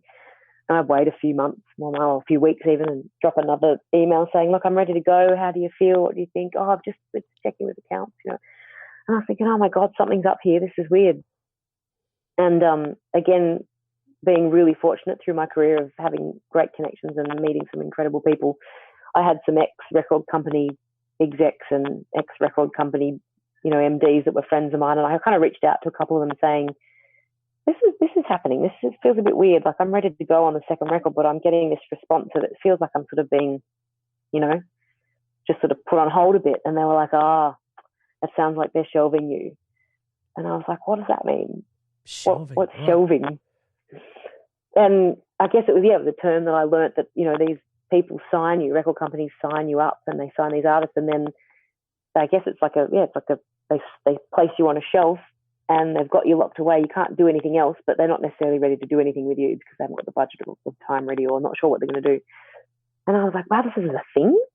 This is terrible. How awful. We're ready to make music the way we live. We play gigs, we tour, we do an album, we tour that album, we sell them on gigs. Like, that's how we make a living.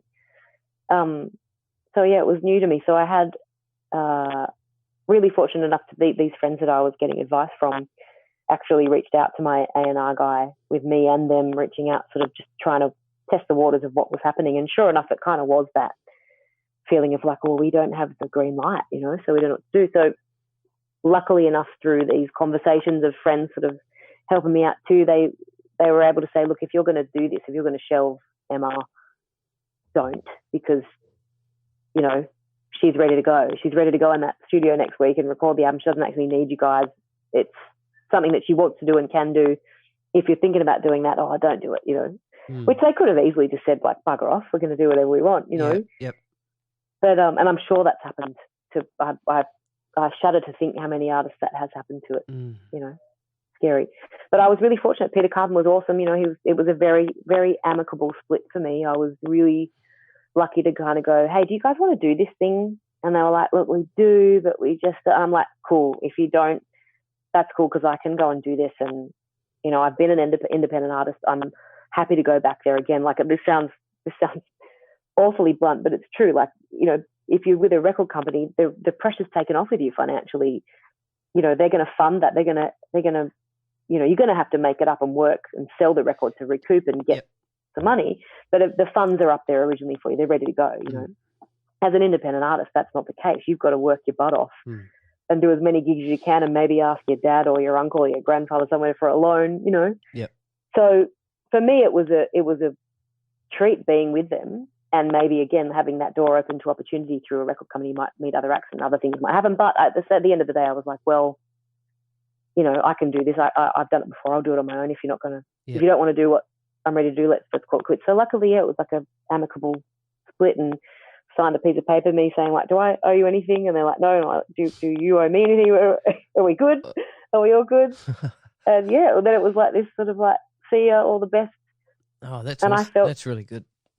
yeah, I felt really unscathed and very fortunate to have come through it like that. Right.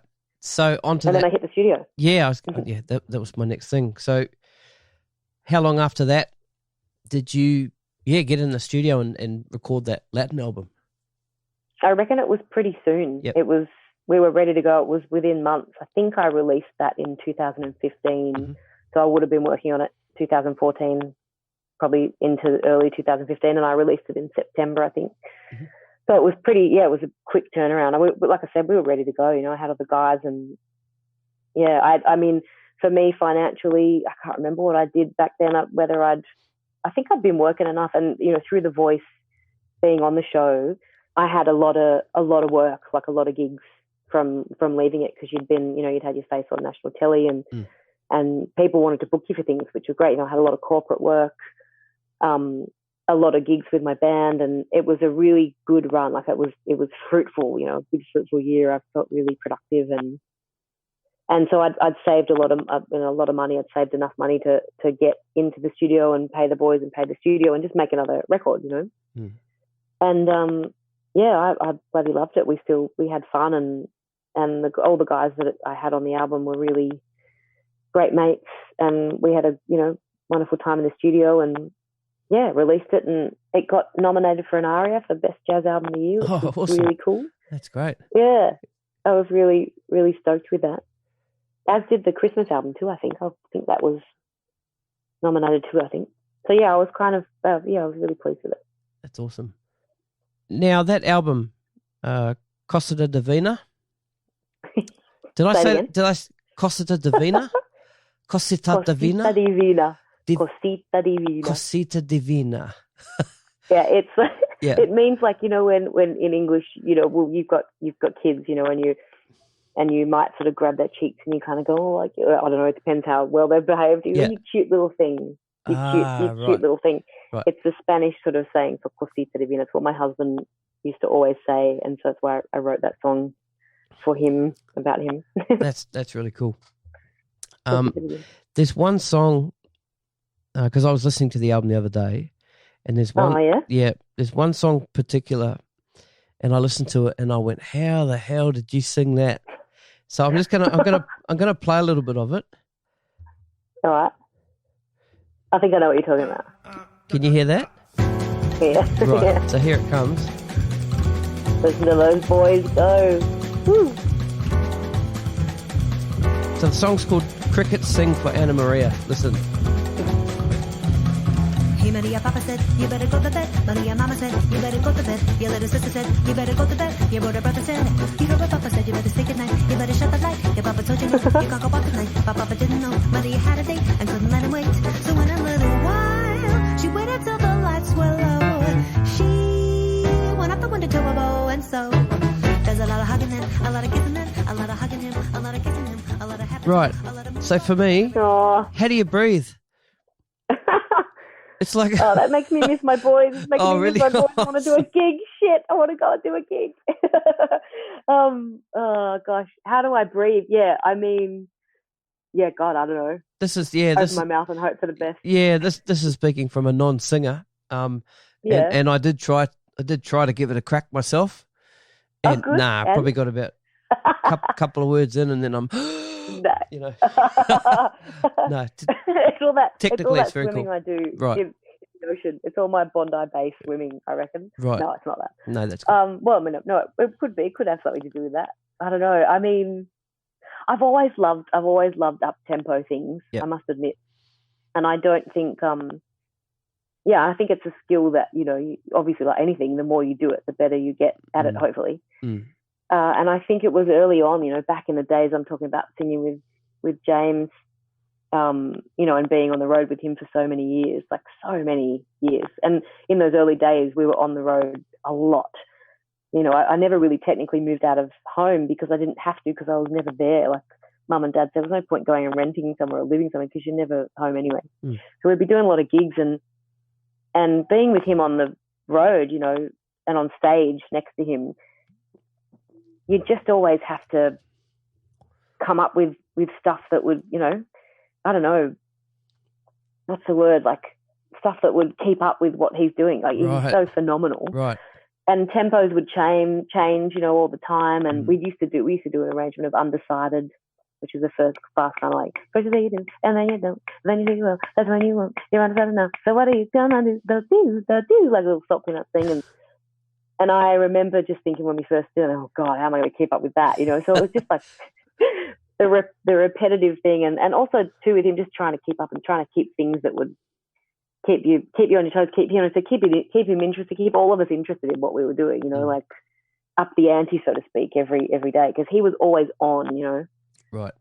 Yeah, so I think with tempos and rhythm, I love it. I don't know if it's any good, but I enjoy it. I like the challenge of it, you know. That's cool. That particular song, when you play it live, that the Crickets Sing for Anna Maria, is it?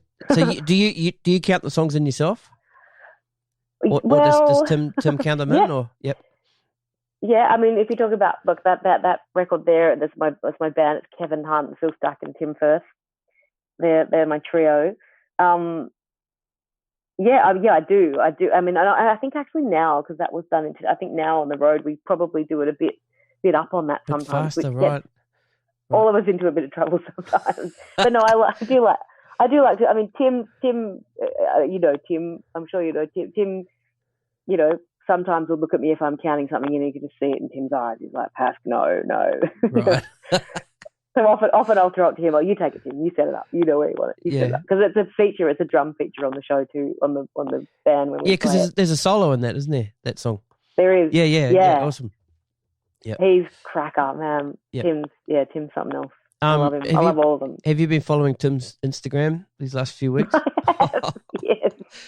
The one today, the finale today, that had me. It was too much. It was so funny. He's such a crack, isn't he? Yep. I was talking to him the other day about you, and yeah, and he said you're the best band, one of the best band leaders. You're very kind, but you swear like a sailor. Did he say that? Yes. Bastard, dairy bastard. Yeah, but you know, your name might be up in lights, but you're the complete opposite of a diva. And he said you have great between song banter. He didn't say that. No, he did. No, he did say that, but he said it also goes on way too long sometimes. And he hates it. Oh, right. He hates it. He said that right. That $50 I gave him to make me sound good. That's it. I'm gonna take it back. Look, I know it's true. My banter does. I rattle. But look, I learned from the best. I was on the road with James Morrison for 25 years. Yep. You want to hear someone tell a story? Oh my God! But yeah, that's the difference. James was good at it. Yeah. Jim's probably like, okay, Pat, shut up. But I like telling stories because I like setting tunes up. It's like a bit of a cabaret in a sense as well. You know, like I like the audience to know the reason why I perform or sing a song that the reason why I've chosen it. And it's true, when you're on the road and you're touring, you can be night after night doing things. And so you do end up probably telling the same story. But you got to remember that, you know, the guys in the crowd, the guys and gals and ladies in the crowd, they might be their first time ever seeing you or hearing you. Yep. So I want everyone to have the same experience kind of thing. So that's my excuse anyway. Yeah, and cool. Also swearing, yes, you're right. My dad would be mortified. He says I would make a sailor blush. I'm sure he's very disappointed in his daughter. Oh, that's funny. Very disappointed. You have just currently finished recording a new album, is that right? Yeah, right. Yes, indeed. Fortunately and unfortunately, now that COVID-19's hit, I don't know what to do with it. Yeah. I have literally finished. Again, it's another independent, you know, self-funded project, and actually put it in for mastering maybe about 2 weeks ago on the sort of day before everything went to custard. Wow. And so, I'm so I'm really super proud of it. It's captured a moment, you know. Like I said, I'm 42 years old. I've captured a moment of where I'm at now, you know, and the arrangements and things that we've been playing on the road, and the boys sound, you know, Tim and Kevin and Phil just sound phenomenal on it. You know, I think I love them. They sound so great, and I'm always so excited to play with them and make music and create things. And yeah, they're next level. So I really am. I just don't know what I'm going to do with it. I don't know when I'm going to, you know, release it. If I have to, I don't want it. Do we have to? Maybe we don't have to move to the virtual world, do we, for too long? Hopefully, I don't think so. Hopefully, it will come back. I think it'll come back. To what extent? I have no clue. But you just mentioned the mastering of it. I mean, I guess that's something, depending on who the mastering people are, if they're still operating, that's something that can still go ahead, because mastering is usually just one guy dude in the studio, a dude that's been used to self-isolating for for years, you know. That's right, a guy or a girl. Or a girl, Yeah, sorry. Kathy Norton was doing a lot of my mastering. She was, for many years, she's mastered most of the things I've done, and I've used a guy at 301 called Steve for this one. So yeah, it is. They're right. They're in a world of isolation anyway. Yeah. Right. Yeah. Earlier in March, Don Burrows passed away. Yeah, beautiful Don. You know, having been in James's band for as long as you were, James and Don had quite the relationship. They did. Do you want to talk a little bit about Don and the experiences you had? And yeah, sure. Yeah, cool. It's a lovely. I love whenever now that you just mentioned it. It brings a smile to my face, and it's such a beautiful thing when he said their relationship too. We've all often talked about it, and I see it in this way too. You know, Don met James when James was about 16 years old as well, same as me, and sort of took him under his wing as his mentor. And that's certainly how I felt that James returned the favour to me, you know, when I was 16. And probably I'm sure that happened, and it does happen with James and fostering young talent because of what Don did for him, you know, all those years ago. Don was phenomenal. What a character, and what an incredible, extensive career he had. And it was really, really sweet. I mean, I didn't come into his life obviously until later in his life, you know, for the last 20 odd years. But having the chance to record with him and actually record some of his music too, which was really cool. He'd written a beautiful song called Whenever many years ago, and he allowed James and I to write some lyrics to it, and I recorded it back on that first album you were talking about in 1990. And just working with him on stage, and then more often me standing back on the stage and watching James and Don do their thing, and seeing their connection and being really, you know, blown away by that. And he, throughout my career, he's been nothing but supportive and always, you know, said the kindest things and helped and guided and yeah, geez, he was a funny bugger too. Well, was he? I'm sure Gordo would have a lot of stories for his right. Gordo and Kevin both. They both toured in his band for many, many years. He was a character. Yeah. Beautiful soul. And towards the end, it was gorgeous for all of us. Kevin, especially, you know, James and Judy took very special care of him in the last few years. And Kevin especially had a big part in his life the last few years. And we'd go up with Gordo and I and Phil and Andy Firth and quite a few other people, Craig Scott and a lot of people in the industry that he'd played with. We'd go up to the nursing home and we'd play concerts for him at Christmas, and his 90th birthday we went up and played for him and had a concert. And, you know, things were deteriorating for him then, but there was no denying that as soon as that music started playing, Don would sit there in his chair and he'd put his head down and, you know, he'd sway and he'd tap and he'd be away, you know. I watched that video today of you sitting at the table, singing with him. Oh, sorry, you were singing, but you're very much there, because like you would go to sing a certain part of it and he would lean over and like he knew what was going on. He knew it was coming. Yeah, that was his song, you know. He wrote it. It was just, he was beautiful. Yeah. And he'd know when you mess anything up. Right. Or if anyone played the wrong changes or, you know, the wrong melody, and I was certainly guilty of all of those things. But he was such a sweet soul. It's and gosh, the career that he had. I mean, he was back in the early days of television, you know, like he was a star, household name, you know. He was everywhere. Yeah, what a character. That's cool. That's not as bitter a taste for 2020 as in we're talking about how terrible it's been, but it was time. Don had had That's an a incredible natural life. thing. Yeah, he was incredible career. 90, 91? 91, yeah. Yeah, right. Yeah. So a little bit more, expected as opposed to what we're talking about. Beautiful Tash, that was ripped off for sure. But, right. Yeah. For sure. Just on the Tash thing, we were talking the other night about the last year's season of The Voice. Yes. Last year, Tash was on The Voice, and it was the All Stars season. You got asked to come back for that, right? Didn't you? I did. Yeah, I did. Yes, I did. I did. You were telling me the other night. You were telling me the other night the story about had you got the call and you were with Tash, and I was with Tash, in her living room. Yep. And I'd said to her, I just got this call about going back on the show, and I remember being, I was on the floor and she was on the couch in the living room with Bootsy, as you have met because you know Boots. Yep. And I said, and she said, were you going to do it? And I said, no, I don't think so. I don't know. I felt, and I wasn't, at that stage, I wasn't sure and didn't know what All Stars meant. Right. I didn't really know that going back on it was, I just thought, would you go on it again? I was like, and I sound quite full of myself. I was like, do they want me to go back on as a guest artist or a contestant again? I was really confused, honestly, because I'm like, but I've already done it. I didn't get what they were going with. But anyway, so we had this conversation and Tash looked at me and she was like, well, do you think I should do it? And I was like, I was thrown for six. I was like, what? You would do that? I wasn't expecting it from her at all, especially as you know, too, she'd already had a diagnosis by this stage and was into treatment.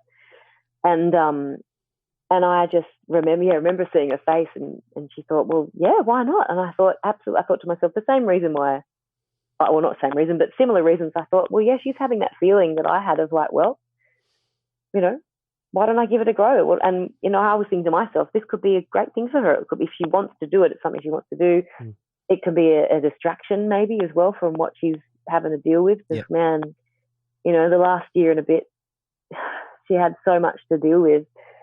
So, yeah, we supported her all the way through that, every bit of it. And she shone, man. Oh, TV show, regardless, reality, whatever goes on in a TV show, I didn't care. She just sang the balls out of it, and she shone her light and she made a mark. And now I'm getting upset. I don't mean to be, but I'm just so glad that she did it.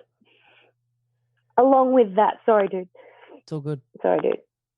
Along with that, her doing that show and her doing your podcast, I'm so glad that she did all those things because now we have them to keep on record and listen to her. And I listened to I'm going to snap myself out of it. We listened to that podcast. I listened to that podcast a few weeks ago of her with you. And I remember when she did it with you, how much she loved it. Yeah. And I hadn't heard it, until recently. And I didn't know if I was ready or not to hear it. But now I'm so glad I listened to it. Because, awesome. Yeah, it was so great. Just hearing her voice and I could see her clear as day. And Bootsy on the couch. And it was just beautiful to have. And it was very cool. Very, very cool. Very, very special time. And like you said, very glad we did it. And she will be remembered always. Totally. Yeah. Just going back to the vocal technique thing. Part of your sound and your vibe is your scatting. For me, I'm just asking, as someone who doesn't know how to scat and is really interested by it, is there a vocabulary? Like, do you have, you know what I mean by that, eh? Like, totally. Yeah, and is it something that, is it like a universal vocabulary, or is it something you work out for yourself that works for you? Is there sounds, or is there words, or is there like a you're asking a manual all or these something? incredible a manual. Is there a manual? If there's a manual and you get hold of it, can you? I could give it to you. Okay. That'd be cool. Yeah, if you get to me, that'd be great. There are many other. Even it doesn't matter about worldwide, but many other Australian vocalists that I would put you in touch with. Okay. Who are much better than I am at executing and knowing about it, I believe. there's quite a few that I could put you in touch with. They're phenomenal. So basically, well, strip it back. Scat singing is basically just improvising. It's like, when you're at a gig, and if you're at a jazz gig especially, and you're playing a tune, and the singer comes out, and maybe we sing the tune, and you'll hear the lyric and you'll recognize the song, and then the guitarist will take a solo. So basically that's all what scatting is too. It's kind of like a vocalist's horn, a vocalist's way to have an instrumental solo. Right. So it's just creating another melody over the changes, using scales and all sorts of things, and whatever the instrumentalists are doing. But then in your question, which had many questions in it, there's certain vocabulary that has certainly evolved and been established, I think, over the early years. I mean, if you take it back right to the early days, Louis Armstrong would have been, for me, one of the first that introduced it. But I think even if you look back into the history of it, there's singers back in the early 1900s that would, or people that would claim that they were hearing, that sort of form or interpretation of scatting and improvising before Louis. But Louis was certainly someone who brought it to the forefront and of the modern world and really, exposed it to everyone. And it's just with him too, then it comes into that question you were saying about vocabulary or syllables or sounds, or what do you do? What's your approach? And I think that is very individual, and so it should be, because right. Just like a guy with his tenor, or a girl with a tenor, or a trombone, a girl playing the trombone, she's going to have a different sound to, Joe Bloggs on the trombone who's next to her in a section. And so it's very individual, I think. And over the years, Ella Fitzgerald is probably one of the most well-known vocalists from our genre and our genre that really brought it to the forefront. There were singers around that era, like Billie Holiday, that didn't really choose to have it in their repertoire. They didn't really improvise that much, as far as I know. But someone like Ella Fitzgerald, who was really into improvising, she spent a lot of her time on the band Sam with Dizzy Gillespie, heavy trumpet player. So I think her way of it and her approach was very much imitation at the start. She'd imitate the sounds and horns and things like that. And but if you look at Ella Fitzgerald compared to Sarah Vaughan, who was also a really incredible improviser too, her sound and her approach and her syllables and her sound was very much more of a classical, rounded, studied sound, and Ella's was more like a let loose, wild, don't know what I'm doing, I'll just go for it kind of thing. And they'd within that they'd create so many different sounds and syllables. There was this tune that I remember back in the days of high school, when we're talking about high school, and back to Roger Mannins being my saxophone teacher at the time, and Anthony, they'd make me mix tapes, and they'd give me all these artists to listen to, and Roger would give me stuff like Sonny Stitt and Sonny Rollins and Horace Silver and Freddie Hubbard and all those guys to listen to, and you'd be driving around in your car and you'd be really transcribing solos without really knowing it, because you'd be listening to them over and over again, and you'd learn the solo, right? And then you'd sing along, or you'd scat along to it, and then also in that I'd have that classic version of Ella Fitzgerald doing Airmail Special. It's kind of like a and